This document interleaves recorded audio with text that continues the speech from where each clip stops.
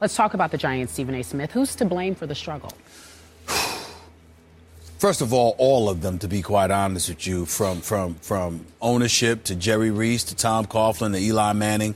But in terms of who's primarily responsible, I know there are those that are inclined to believe it's Jerry Reese, the general manager, because you look at the talent or lack thereof that the Giants are presumed to have. I like Odell Beckham So Jr. do I. I think he did a good job last night. Victor Cruz is hurt. He's out for the year. That's not talent to sneeze at. Ruben Randle, yeah, he's got some issues in terms of what he can produce for you in the red zone or what have you, but still he can play. Rashad Jennings, the first running back that had stuck but before he got hurt and what have you.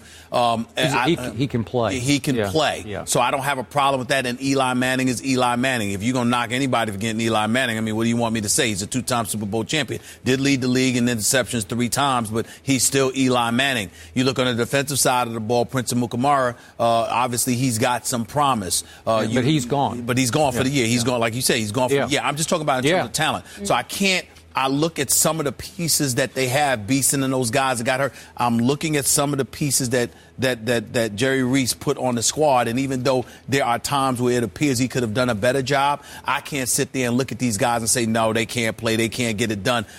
They've proven they can get it done, so I'm not going to go the Jerry Reese route. Eli Manning is inconsistent. He has something to do with it. But Skip Bayless, I'm going to sound sacrilegious in saying this. I ultimately put this on Tom Coughlin. And I'm going to tell you why.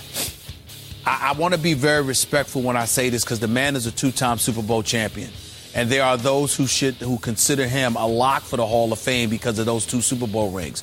And I guess if you're going by rings and that's where you want to stop, I have to give credit where credit is due.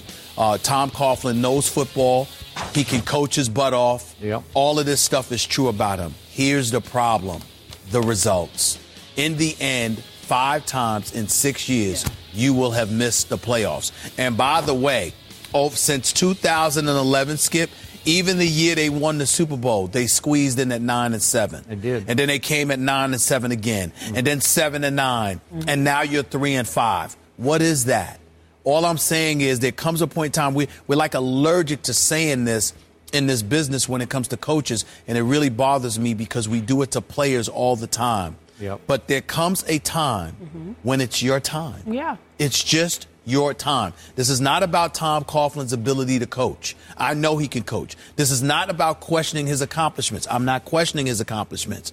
But when you miss the playoffs in 5 of 6 years, like the Giants are on the verge of doing, there may come a point in time when it's time for a new voice. Sure. To resonate with you, Skip, you can relate to where I'm coming from. Sure. We all knew how great Tom Landry was. Yep. But Jerry Jones took over. It wasn't just about bringing his guy in. It had reached a point where it was time for a new voice in Dallas. 3-13. I'm saying, I'm saying the hat and the suit and all of that stuff. It was nice, Tom Landry. We enjoy you. You were fantastic. Yep. But there comes a point in time. Don Shula in Miami. There comes a time. Sure. And all I'm saying is that with Tom Coughlin, it's his time. In New York, maybe, I don't know. But in New York, I just get the sense that the New York Giants need a new voice. Because sometimes, no matter how far, listen, the man can coach. He knows football. He's always working hard. He prepares. He's always getting up earlier than everybody else. He's working later than everybody else. Nobody's questioning anything about Tom Coughlin but the results. 5 missed playoffs in 6 years is unacceptable for an organization the caliber of the New York Giants. I do believe that if they don't make the playoffs, it is simply time for a new voice. I agree with you, but I'm glad you brought up the Tom Landry analogy. Here's the difference in Tom Coughlin. I don't think it's time for Tom to be put out to pasture. Yeah, I would not blame any other team for hiring Tom Coughlin. Just start over, give him a fresh start with the new group, because the man can just flat out coach. Yes. He's solid. He's dedicated. He's dependable. Focused. I wouldn't mind him coaching my football team. Neither would I. Okay? So the point is, it's just time for a change in New York. But now let's come back to your quarterback, Eli Manning, the cipher to me, the guy I can't ever quite figure out.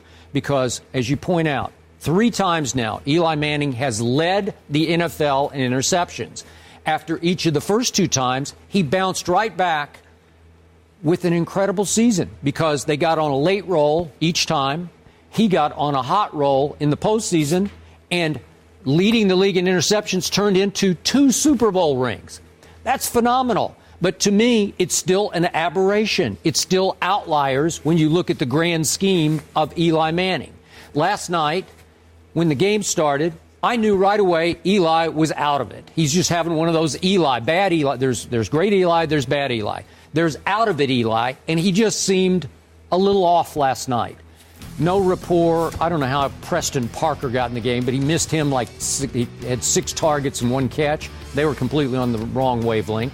But my point is, it looks like this is the first time, and I could eat these words, but they're now 3-5. It looks like Eli's not going to bounce back with the Super Bowl after last year's leading the league in interceptions. Is that fair to say? Looks that way. I mean, it sure looks that way. Miracles do happen, but to me, all of a sudden, at an advanced age, after he came off, what was it, kind of ankle surgery, he's not bouncing back. So you can't trust that he will keep leading the league in interceptions one year and then come back with a miraculous year the next year. So I'm thinking you got dual blame here, and I'm going to go 50-50 coach-quarterback. But the quarterback, without a bounce-back year, is about to get the coach fired.